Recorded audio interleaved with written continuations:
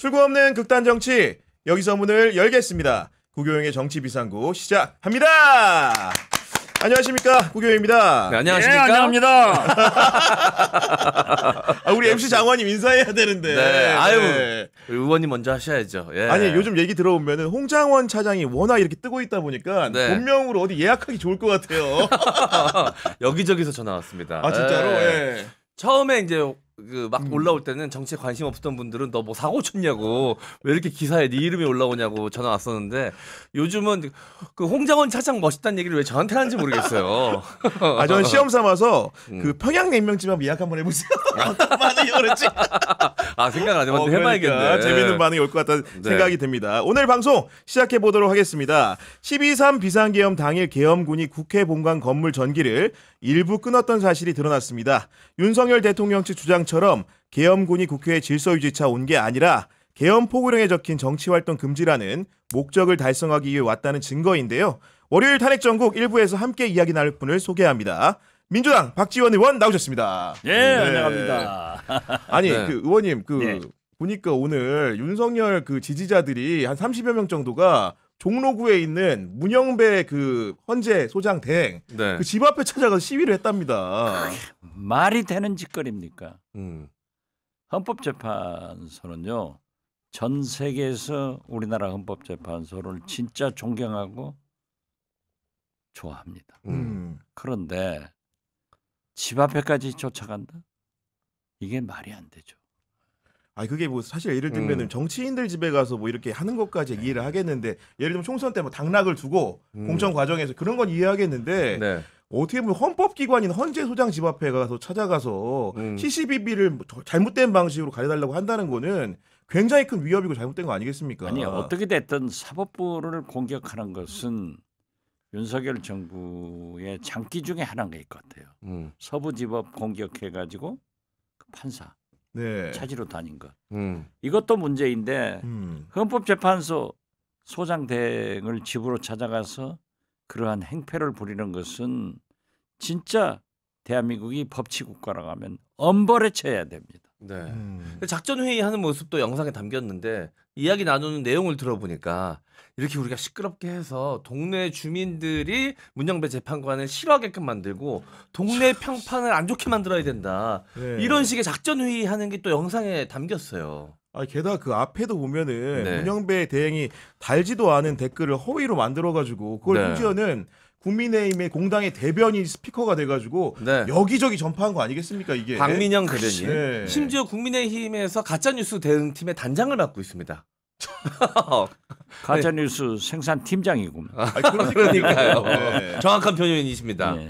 아니, 향후에라도 뭐 이런 사태를 방지하기 위해서는 이번 기회에 네. 잘못된 행위는 엄단을 해야 되지 않을까 싶습니다. 당연해야죠. 솔직히. 네. 정치인도 집으로 찾아와서 그렇게 행패를 부리는 것은 없어요. 음. 저도 오랫동안 정치를 했지만 그런 꼴은 기자들이 집 앞에 와서 물어보는 경우도 물어보는 있죠. 경우는 네. 많지만은 네. 특히 경향신문 기자들이. 그런데 어떻게 사법기관의 수장 그 집 앞에 가서 그러한 일을 하는 것은 저는 최상목 대행이 벼락치듯 네. 호령을 해서 이러한 치안, 이러한 행패를 없애는 것이 대한민국의 민주주의와 법치국가의 길이다. 네. 이렇게 말씀드립니다. 알겠습니다. 오늘은 좀 이 얘기부터 좀 해보려고 하는데 네. 봤더니 김건희 여사와 관련된 명태균 씨의 폭로가 이제 막 포문을 연 것 같습니다. 그렇습니다. 보셨겠지만은 네. 김상민 전 검사와 관련된 공천 부탁을 명태균 씨에게도 했다는 거 아니겠습니까, 원장님? 예. 네. 어떻게 보셨습니까, 그 내용? 그 김건희 여사가 공천 개입한 것은 이미 명태균 녹취록에서 나오고 윤석열 대통령의 육성도 공개됐지 않습니까? 네. 김영선 의원 전 의원에 대해서 이러기 때문에 그게 한두 건이 아니라고 봅니다. 네. 네. 그러니까 이게 보면은 남상권 변호사를 통해 가지고 그 내용을 밝힌 건데 네. 지난해 2월 16일부터 19일 사이에 대여섯 차례에 걸쳐서 녹음이 되지 않는 텔레그램 통화를 통해서 통화를 했다는 것이고 네. 그 내용을 명태균 씨가 자수라고 복귀한 내용으로 보입니다. 그 김상민 그 후보는 어떤 사람이냐면은 아시다시피 전직 검사였고요. 예. 전직 검사인데 공무원 신분 때 출마를 시도했다가 대검의 제재를 받은 사람이거든요. 네. 그리고 경남 출마하려고 해도 출마지는 경남 창원 의창입니다. 그러니까 아까 말했던 김영선 전 의원이 재보선 공천을 받은 곳이에요. 예, 그렇죠. 거기 터줏대감으로 있는 건데 말 그대로 이제 그 김영선 의원이 있는 상태에서 명태균 씨한테 이런 사람 어떻는지를 이제 묻는 과정이었던 것 같고 네. 그러면서 적극 청거를 했다 네. 이런 내용이 나온 것인데 김상민 전 검사 같은 경우에는 보니까 사후에 이런 그 징계를 받고 나가서도 국정원 특보가 됐더라고요. 국정원 특보가 어떤 자리입니까 이게? 국정원 특보는 별정직인데요. 네. 원장이 특별 보호하려고 데려다 놨겠죠. 특별보호의 특보다. 그런데 네. 어떻게 네. 됐든 뭐 검사 출신이니까 네. 필요도 했는지 모르지만은 선거에 그렇게 희생이 되니까 보훈 차원에서 특보를 시켰지 않는가 네. 저는 그렇게 생각합니다. 아니 왜냐면은 사실은 김영선 전 의원도 공천을 못 받았고 네. 김상민 전 검사도 창원 의장이 공천을 못 받았어요. 그렇죠. 결론적으로 과신을 김종양 의원이 따먹었는데 이제 그걸 두고도 김영선 의원이 명태균 씨한테 도움을 청하면서 얘기를 했다는 겁니다. 그러면서 그러니까 말 그대로 이제 조국 수사 때 김상민 검사가 정말로 고생을 많이 했다는 게 그런 전언이 있었다는 게 김건희 씨로부터 그런 얘기를 들었다는 게 명태균 씨의 주장인 거거든 지금요. 네. 그렇게 된다고 한다면 인과관계를 따져봤을 때 조국 수사 열심히 나섰고 그런 식으로 우리 남편한테 보훈을 했기 때문에 공천을 줘야 된다는 시도를 했다. 이것 자체 굉장히 나쁜 동기 아니겠습니까? 사실이라면. 당연하죠. 네. 어떻게 됐든 영부인이 그러한 공천 개입에 하는 것은 국정 개입입니다. 어떤 의미에서 보면은 네. 집권 여당이기 때문에 심지어 그 명태균 거기하고는 관계가 없지만은 네. 김건희 여사가 조태용 국정원장하고도 문자를 주고받은 것이 나타나고 있잖아요. 그러니까요. 그래서 저는 김건희 여사가 그러한 공천 개입을 한 문제에 대해서는 반드시 밝혀져야 된다. 그리고 밝혀질 수밖에 없다. 네. 그것을 위해서 우리 민주당 야권에서는 명태균 특검을 요구하고 있는 겁니다. 저는 좀 이게 잘 이해가 안 되는 게 네. 결국은 김종양 의원이 공천을 받아서 당선이 됐잖아요. 맞아요. 네. 근데 이 여사인 김건희는 김상민 검사를 천거를 했다 그러고 명태균한테. 그렇죠. 심지어 명태균은 원래는 김영선을 전 밀려고 의원. 했었던 네. 사람한테 왜 전화를 걸어서 김상민을 추천을 했고 결국은 둘 다 안 되고 김종양이 된 이 과정이 저는 좀 딱딱 맞아 아기가 맞아 떨어지는 느낌은 없거든요. 그러니까 명태균 씨 설명에 따르면은 네. 김영선 전 의원은 어차피 컷오프 된다라는 거를 김건희 여사는 알고 있었던 것 같고 그 바탕 위에서 어차피 떨어질 사람이니 컷오프는 계량적으로 정량적으로 하는 거 아니겠습니까? 그러니까 네. 새로운 사람을 청구하면서 김상민이 좋다 이랬던 건데 아마도 그 이후 과정까지는 모르겠지만은 한동훈 대표가 공천을 한 거잖아요. 네. 그 그렇죠. 과정에서 검찰이 출마하겠다는 김상민을 또 제지한 것이고 그런 부분에서 뭔가 또 오해가 생기면서 그러면- 한 번 더 김건희와 한동훈의 갈등 구도 이런 것들이 깊어진 게 아닌가라는 추측은 좀 하고 있는 겁니다. 예. 그럼 사실이라면 김건희 네. 입장에서는 어쨌든 자신이 밀던 김영선이 안 돼서 뿌리 나 있는 명태균한테 그래도 말이라도 해서 이렇게 네. 다음 사람을 내가 이렇게 상의해서 결정하겠다라고 이제 그렇게 눈치려고 전화했을 가능성도 있겠네요. 근데 결론적으로는 컷오프가 됐으니까 두 사람 다 출마 기회가 없었던 상황이었겠죠. 보니까요. 그런 상황으로 보이는 건데 아까 이제 조태용 원장과 김건희 여사 문자 말씀하셨는데 실제로 국정원장이 심지어 비상계엄 전날에 두 번 김건희 여사로부터 문자를 받고 이튿날에 답신까지 했습니다. 그렇습니다. 원장님 재직 중에 예를 들면은 그 영부인과 소통하신 적이 개인적으로 있습니까 없습니까? 개인적으로 소통할 수가 없는 거예요.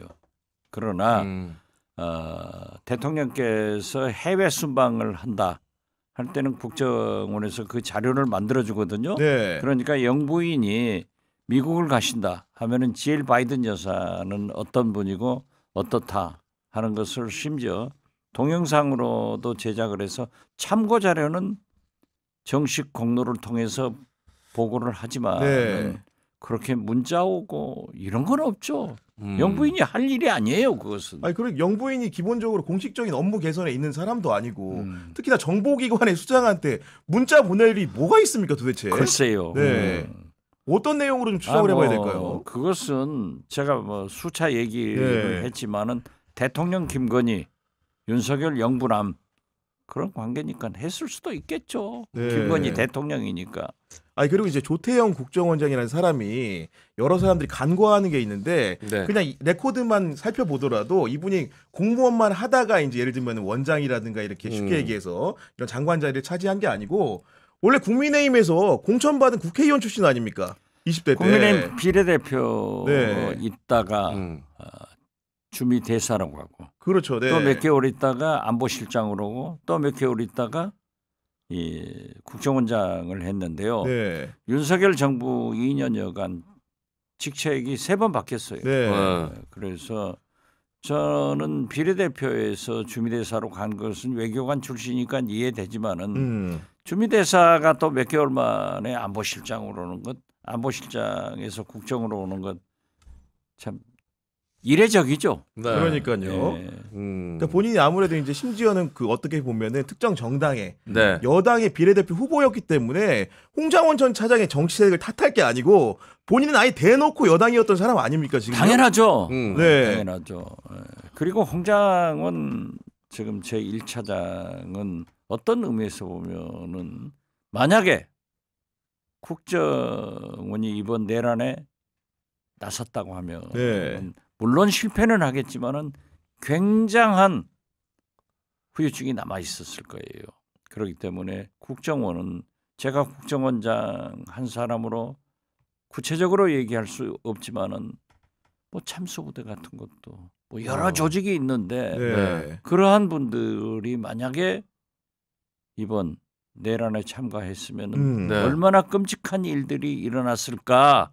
이것을 홍장원 제1차장은 대통령으로부터 방첩사령관으로부터 그 전화를 받고도 하지 않은 것. 그러니까요. 네. 이것이 저는 국정원은 이름 없는 별들, 그 산화된 사람들의 전 직원들을 별로 이렇게 네. 표시를 하고 있는데 네. 저는 홍장원 1차장은 국정원을 살린 이름 있는 별들로 영원히 남아야 된다. 훌륭한 일을 한 거예요. 그러니까요. 네. 지금 조태용 원장은 계속해서 어떻게 보면 공개적인 석상마다 네. 쉽게 얘기해서 홍장원 차장 때리기에 바쁜 건데 음. 그러니까 이분이 보면은 조태용 원장이라는 사람이 눈치가 굉장히 빠른 분 같아요. 아, 그분이 네. 제가 수차 얘기했지만은 홍장원 원장은 육사를 나와서 국정원에 입사한 분인데 그분이 블랙이원이에요. 홍장원 차장. 간첩이었단 네. 말이에요. 네. 간첩. 그리고 사선을 넘어서 한 사람이기 때문에 진짜 극우에 가까울 정도로 보수적 인사죠. 네. 그러기 때문에 이제 그 맹목적 충성도 하는 분인데 그 보통 분이 아니죠. 그런데 어떻게 됐든 대통령과 국정원 1차장이 네. 대통령이 지시를 받고 방첩사령관의 전화를 받았지만은 이건 안 했다. 네. 그리고 국정원장한테 보고를 하니까 돌아서면서 내일 보자. 이렇게 한 것. 그 사이에 이 조태용 원장은 대통령실에 보고를 해서 홍장원 1차장을 해임하려고 하니까 그렇죠. 그것도 실패로 되니까 그것을 알고 국회로 와서 신성범 정보위원장과 여야 간사들에게 그러한 대통령의 전화 또 방첩사령관과의 통화 내용을 네. 밝혔다고 하는 것은요. 네. 엄청난 문제를 해결해 준 거예요. 네. 그 의원님은 그 조태영 국정원장이랑 전날 김건희 여사가 어떤 내용으로 문자를 주고받았을 거라고 추측하십니까? 글쎄 그건 모르겠어요. 그래도 이제 느낌이라는 게 있으실 거 아니에요. 아니 계엄 전날인데 일상적인 이야기를 영부인하고 국정원장이 나눌 필요는 없잖아요. 아니, 그렇죠. 예. 계엄 전날이라고 일상적인 하는데 예. 지금까지 김건희 여사는 계엄 사실에 대해서 몰랐다는 것 아니에요. 네. 그런데 저는 그렇게 얘기를 안 했거든요. 네. 왜냐하면은 명태균 씨 검찰 수사 결과 보고서가 한 달 전인 그렇죠. 11월 초에 11월 4일 네. 그게 나왔는데 그 내용이 네. 이제 김건희 여사가 보고를 받고 대통령 오빠 이게 터지면 우리 다 죽어. 그러니까 빨리 계엄해.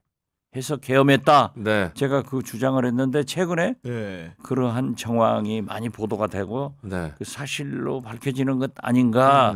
가정사 때문에 개업했다라는 얘기가 나오면서 예, 그런 것으로 보도가 되는 거 보면은 네. 어떻게 됐든 내란 특검이 되면은 모든 것이 다 네. 조사될 거예요. 네. 그리고 재판 과정에서도 이러한 문제가 나올 겁니다. 아니 그리고 김건희 그러나 여사가 그 계엄 사실을 진짜 김건희 여사가 알았는지 몰랐는지는 아직 구체적으로 발표되지 그렇죠. 네. 않고 있기 때문에 네. 김건희 여사가 국정원장한테 보낸 문자 메시지가 뭔가 하는 것을 추측하기에는 굉장히 어렵다. 저는 그렇게 봐요. 여하간 문자를 먼저 보낸 사람이 김건희 여사다 보니까 그만큼 조태용 원장이 평소에 김건희 여사한테 뭐 거리를 열어줬으니까 그런 거 아니겠습니까? 그렇죠. 그렇기 때문에 두 사람이 급속도로 네. 좀 가깝게 된 계기가 뭘까 이런 것도 추측도 많은데 일부에서는 이제 그 방미 있을 때 있었던 얘기를 거론도 하던데 보니까 뭐 질 바이든 여사가 뭐 예를 들면 블랙핑크를 공연시키고 싶어 했는데 그런 뭐 에피소드 있다고 그러는데 네. 원장님도 그런 얘기 들어보셨습니까?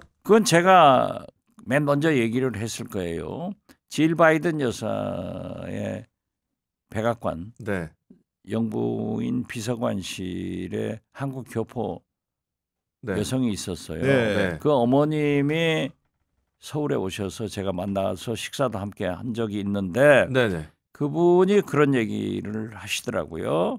네, 또 전원도 들었는데 어떻게 됐든 이 질 바이든 여사가 블랙핑크를 굉장히 좋아했어요. 보고 싶어 했구나. 네, 그래서 윤석열 대통령 국빈 방문 때 레이디 가가와 블랙핑크 공연을 원했는데 그게 김건희 여사가 싫어해서 안 됐다. 그래서 제가 블랙핑크가 블랙펑크가 됐구나 하고 얘기한 적이 있는데 아, 네. 김건희가 오히려 싫어했다고요? 싫어했대요. 블랙핑크를 왜 싫어했는지 그런 것은 모르지만은 그때 이제 주미 대사를 그게 본인이 하고 있었던 거 아닙니까? 하고 있었기 때문에 그러한 내용들이 함께 논의되지 않았을까 이런 얘기는 있었습니다. 그러니까 조태용 원장이 주미대사를 하면서 그런 김건희 여사의 파워풀함을 인식을 하게 된 것이고 그 이후에 국가안보실장이 되고 국정원장이 되는 과정 이후에도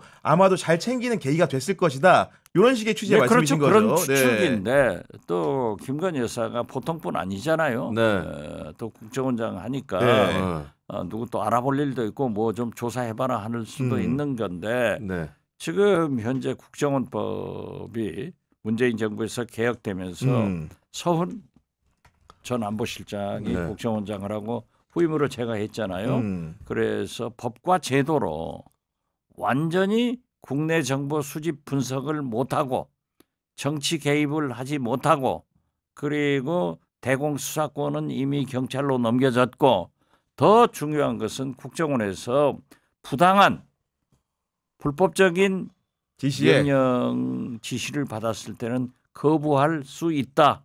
이런 게 있기 때문에 이번에도 저는 홍장원 1차장이 거부했다라고 하는데 사실 어떤 의미에서 보면은 홍장원 1차장이 이렇게 의로운 명령을 거부한 것은 문재인 정부 서훈 박지원이 국정원을 개혁했기 때문에 네. 나타났다. 저는 그렇게 말씀드리고 싶어요. 네. 아. 그런 와중에 이제 조태용 원장 같은 경우에는 헌재에 나와서도 그렇고 하는 얘기가 이제 국무회의에 보니까 결과적으로 수사 결과도 그러한 것인데 네. 참석을 조기에 한 것으로 보입니다. 좀 궁금한 네. 게 국정원장은 국무회의 참석 대상입니까 아닙니까 일단? 아닙니다. 아니죠. 네. 국정원장은 그 국무회의에 참석을 하지 않고 물론 대통령이 특별한 일이 있을 경우에는 배석해서 의견을 개진할 수는 있겠죠. 그렇지만 제가 2년간 국정원장을 하면서 국무회의에 한 번도 가본 적은 없어요.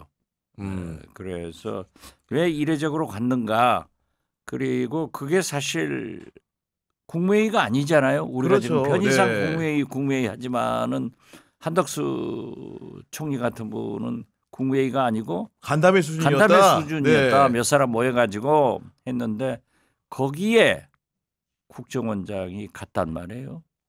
가서 그러한 얘기를 다 듣고 와가지고 국정원에 돌아와서 차장회의, 네. 소위 국정원 정무회의는 5사람이 하는 거예요. 아 누구 하는 겁니까? 국정원장, 음. 1, 2, 3차장, 기조실장 기조실장까지. 5사람하고 거기에 국정원장 비서실장이 배석하는데 네. 그 자리에서 국무회의 간담회 가서 이런 계엄 소리가 있었다 없었다 하는 것을 보고하지 않았다는 거예요. 그런데 국정원은 내란 외환 문제가 나오면은 바로 수사를 해야 됩니다. 네. 이 문제에 대해서만은 무조건적으로. 그렇죠. 네. 그런데 국무회의 간담회에서 그러한 거론이 됐다고 하면은 조태용 원장이 그 정무회의 국정원 차장회의에서도 그러한 얘기를 하지 않고 수사를 하지 않았다. 네. 그것은 저는 직무유기로 보는 거예요. 네. 그래서 그 후에 그 자리에서 회의가 끝나니까 음. 홍장원 1차장이 원장님 사실은 대통령한테 방첩사령관한테 이런 전화를 받았습니다. 네. 라고 했으면 이건 큰일 날 일 아니에요. 네. 그렇죠. 그런데 제가 알고 있기로는 또 홍장원 1차장이 얘기한 바에 의하면은 조태용 원장이 못 들은 척하고. 내일 아침 얘기합시다 어. 하고 넘겨버리더라는 거예요. 그래서 왔는데 그 사이에 조태용 원장은 대통령실에 홍장원 1차장을 해임 건의한 거예요. 네. 그러나 대통령이 직접 전화하고 이러한 일이 있기 때문에 대통령실에서는 해임할 수 없잖아요. 네. 그래가지고 문제가 되니까 아침에 홍장원 1차장이 국회로 와서 그러한 일을 공개해버렸다. 저는 그렇게 봐요. 아니 그리고 조태용 원장 같은 경우 홍장훈 차장을 공격을 하면서 어떤 얘기를 하냐면은 왜 1차장이 국회랑 소통을 했냐, 정부랑 소통을 했냐. 원래 대국회 업무는 기조실장이 하는 일이란 것처럼 말하는데 1, 2, 3차장이 등 현안이 있으면 정부위 소속 의원하고는 통화할 수 있는 거 아니겠습니까? 당연하죠. 네. 그리고 1차장이 국회로 소통하는 것도 공식적인 업무 보고를 국정원에서 하겠다 하면은 기조실장이 하지만은 정무직이기 때문에 언제든지 직접 정보위원들하고는 소통을 하고 있습니다. 네. 그것이 위법은 아니에요. 네.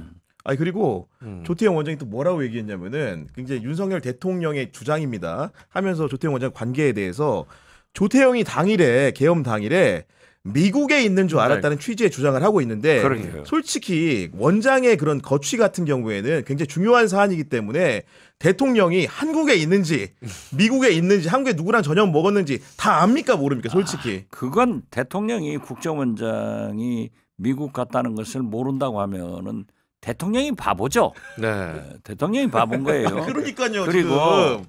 저도 많은 높은 직도 해봤지만은 대통령께서 전화를 할 때는 직접 안 돌립니다. 되게 의전 비서관한테 네. 혹은 수행부장한테 국정원장 전화해봐 하면은 이 사람들은 또 대통령이 설사 까먹었다 하더라도 이분들은 잘 알고 있단 말이에요. 아, 대통령이 미국 가 있습니다. 이렇게 얘기를 하는 국정원장이 거예요. 미국가 있다는 식으로 먼저 말을 그렇죠. 해준다는 거지 당연히. 네. 다 네. 파악하고 있으니까. 그런데 그러한 얘기를 한 것은 또 솔직히 얘기해서 홍장원 1차장이 이 김태효 안보실 1차장과 마포고등학교 동문 그러니까요. 그리고 김용현 경호처장 그때는 국방장관 전이죠. 경호처장과 육사 네. 그렇죠. 선후배 관계로 해서 아주 실세했어요. 네. 그리고 굉장히 터프한 사람이에요.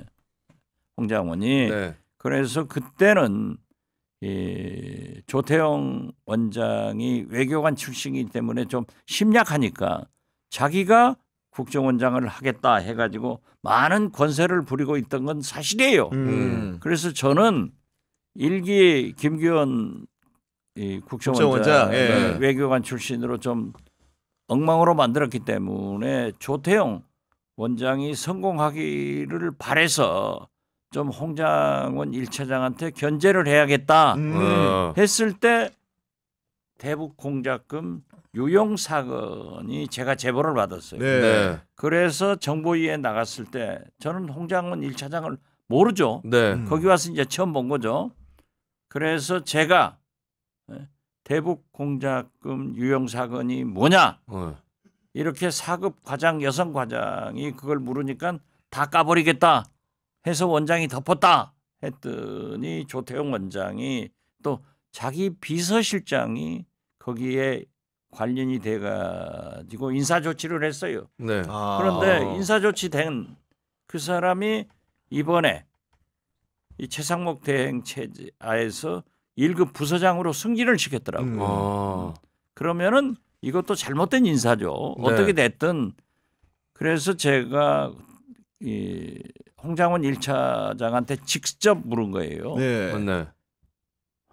1차장, 당신 말이야, 인사청탁이나 6번, 7번 나한테 하고 말이야. 그 뭐야? 그랬더니 네. 홍장원 1차장이 직접 한 게 아니거든요. 네. 아니, 그러니까요. 홍장원 1차장과 영국에서 함께 근무한 네. 주영 한국 대사 네. 출신 국정원 고위 간부가 홍장원 1차장이 영국 대사관에 공사를 했어요. 네. 국정원 공사를 했단 말이에요. 네. 같이 근무를 했기 때문에 그분이 저한테 이 청문회 준비 기간 동안에 7번을 만나자고 했는데 저하고도 불가분의 관계가 있어요. 네. 네. 또 김대중 대통령과 우리가 같이 네. 일을 한 사람이고 노무현 정부에서도 일한 사람이기 때문에 제가 형님 부르는데 이 국정원에 대해서 또 외교에 밝으신 분이라 그 충고를 해준다 해서 이제 만나보면은 네. 홍장원 이력서를 내놓으면서 부탁한다고 그러더라고요. 그래서 제가 얘기를 하지 않다가 형님 이런 거 하지 마세요. 안 됩니다.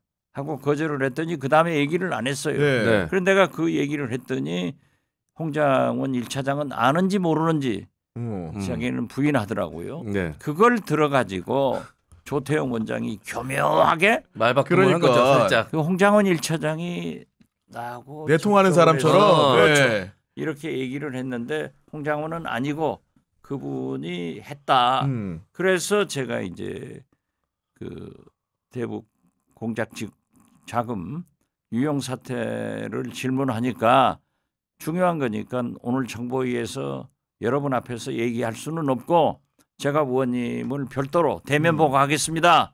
그래서 와라. 그 다음날 아침에 제 의원회관으로 왔어요. 네. 와서 네. 보고를 하는데 네. 국정원은 그런 예산이 있는 거예요. 또 그렇게 하는 거예요. 제가 그 얘기를 듣고 그 사람한테 그거 먹어버리라 해라. 만약에 이게 밝혀지면은 상대국이 있으니까 상대 나라가 있으니까 외교 논란거리가. 문제가 네. 발생하고 또 전 세계 정보기관에서 대한민국 국정원 NIS가 그래도 네. 참 존경받는 그런 정보기관인데 위신이 이게 너무 창피한 떨어진다. 일이다. 그러니까 그거 먹어버리라 해라. 국정원은 그런 예산이 있어요. 그래서 특별 예산이라고 하는데 그런 적이 있는 것을 가지고 사실 조태용 원장은 자기 비서실장을 그 책임을 물어서 오. 다른 보직으로 골렸다가 이번에 승진시켰다고 하는 것은 저는 거기에 더 큰 문제가 있다 이렇게 봐요. 오히려 조태용 원장의 처신이 더 문제가 그렇죠. 있는 것이지. 예. 그래서 그 홍장원 전 1차장이 그 지난 금요일에 계속 이 매체 인터뷰를 하셨잖아요. 맞아요. 네. CBS 인터뷰도 하고 JTBC 인터뷰도 하면서 그때 상황을 조태용 원장님이 자세하게 알고 계실 텐데 이런 식으로 이야기하시는 게 납득이 되지 않는다라고 이야기를 했었거든요. 거기에 대한 해법이 지금 우리 박지원 네, 의원님의 설명 그렇죠. 속에서 이 설명 속에 나온 다 거죠. 나와 있는 거죠. 그러니까. 네. 네. 그러니까 기자분들도 저한테 많이 전화 오고 홍장원하고 저하고 굉장히 깊숙한 관계가 있으니까 7번씩이나 부탁한 게 아니냐. 전화를 예. 했지 않느냐. 네. 내가 7번씩이나 만나줬지 않느냐 이런 걸 질문하더라고요. 네. 교묘하죠. 네. 그렇기 때문에 저는 이 순간 아무리 생각해도 홍장원 1차장이 거짓말할 이유는 없다. 네. 그래서 저는 홍장원 1차장의 진술을 믿어요. 네. 그리고 홍장원 1차장은 우리 국정원과 나라를 위해서 의로운 일을 했다. 이렇게 네. 생각을 하고 조태용 원장의 그 빠져나가는 그런 걸 보면은 거짓말하고 있는 게 100가지 이유도 넘는다. 네. 그리고 그 거짓말하는 방법이 뱀장어 대가리에 참기름 발라놓은 것처럼 잘 빠져나가는구나. 네. 저는 그렇게 얘기를 합니다. 혼자는 조태용 원장이 잘하는지 모르겠지만 대통령하고 붙여놓으면 이게 서로 말이 안 맞아요. 교합이 잘안 되죠. 그죠? 교합이 잘 안 돼요. 미국에 있지 않고 지금 내일 나갑니다. 저 지금 한국에 있습니다라고 얘기했는데 못 알아들으신 것 같다라고. 예. 아니 그런 상황인 거고 네. 그리고 이제 광주 얘기를 좀 안 할 수가 없는데 의원님 제가 입수한 첩보에 따르면은 예. 금요일 밤에 광주에 상가집 가셨죠. 예. 뭐. 그런 상황인데 네. 그 저희 사촌 누나가 돌아가셨어요. 네, 그러니까 아, 가셨는데 네. 그 이튿날에 보니까 광주 금남로에서 네. 그 집회가 있었더라고요. 글쎄요. 그래가지고 이제 어떻게 했는데 심지어 극우 인사들이 잔뜩 모여가지고 심지어 5.18 민주화의 성지에서 그런 집회를 열었습니다. 저도 강기정 광주시장이 5.18 민주광장에서 탄핵 반대 집회를 하겠다 하니까 불허를 했어요. 허가를 안 내줬어요. 그래서 제가 얘기가 거기가 어디라고 내란 수계를 지지하는 집회를 거기서 할 수 있느냐 네. 이 얘기를 했더니 저를 고소를 했더라고요. 네. 그런데 그 집회 주최에서요? 예. 아. 그런데 어떻게 됐든 그 광주 시민들이 얼마나 훌륭하냐면은 그 집회에 총동원령을 내렸다 그건 아니에요. 네. 그랬다고 하면은 저도 바로 1시간 거리 갔겠죠, 당연히. 그렇기 예. 때문에 해남 완도 음. 진도 1시간 반 이렇게 되기 때문에 버스나 차를 이용해서 우리 당원들 뭐 몇백 명 데리고 갈 실어서 수 갔겠죠. 있어요. 그죠? 예. 또 가자 하면 다 가요. 네. 그런데 전혀 동원을 하지 않았거든요.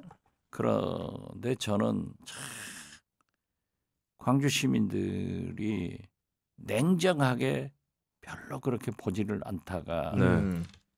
이 극우 소위 개신교 신자들이 많이 동원이 돼서 네. 그러니까요. 그 버스를 무슨 교회 뭐 대구 무슨 교회 네. 무슨 어디 무슨 교회 이렇게 붙여가지고 있으니까 다 파악을 했더라고요. 네. 그래서 저희가 받은 문자에 보면은 60몇 대가 왔어요. 네. 그럼 2, 3천 명 됐겠죠. 네. 이분들이 집회를 하는데 광주 시민들이 탄핵 반대 집회장에 처음에는 냉정하게 그렇게 나오지 않았대요.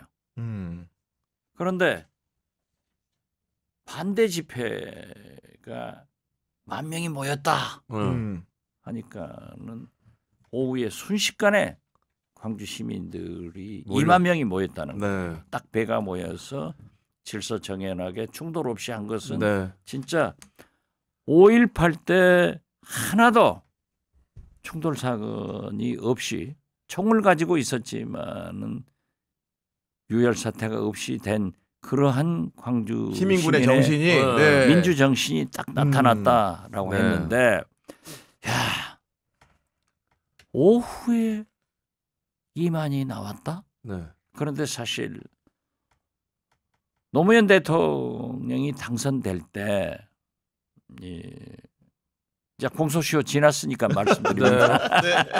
제가 비서실장이에요. 네. 비서실장이니까는 만약에 광주에서 투표율이 오전에 높으면은 자극을 해서 다른 지역이 높을 수 있다. 그걸 염려를 했는데 오전까지 투표율이 낮았어요. 아, 대선 네. 당일에. 예, 네. 그러다가 오후 2시가 되니까 6시에 투표 마감 아니에요? 네. 이제 투표장에 나가자 하고 확 쏟아져 나와. 아, 그 사리분별 의식이. 이게 예. 전략적 투표가 어마어마하군요. 확 쏟아져 나오고 다른 지역은 오전에 조금 높다가 수그러들고. 아. 예. 그래서 노무현 대통령이 승리하는 네. 그런 계기가 됐고 그때 당시 제가 비서실장이었고 정무수석을 한 조순영 네. 아시죠? 네네. 언론계 선배니까 그 눈물을 글썽거리면서 실장님 이렇게 광주 시민들이 오후가 되니까 투표장에 나오고 이게 전부 보도가 되니까 서울에서도 젊은 친구들이 민주당 지지층이 다 투표장에 쏟아져서 줄을 쫙 서기 시작했습니다. 이건 노무현이 이깁니다 하고 눈물을 글썽거리던 모습이 보이더라고요. 네. 어쩌면 그때와 지금 아무런 충돌 사태가 없이 민주적으로 민주 시민들이 탄핵 반대 집회자들과 충돌을 하지 않은 것.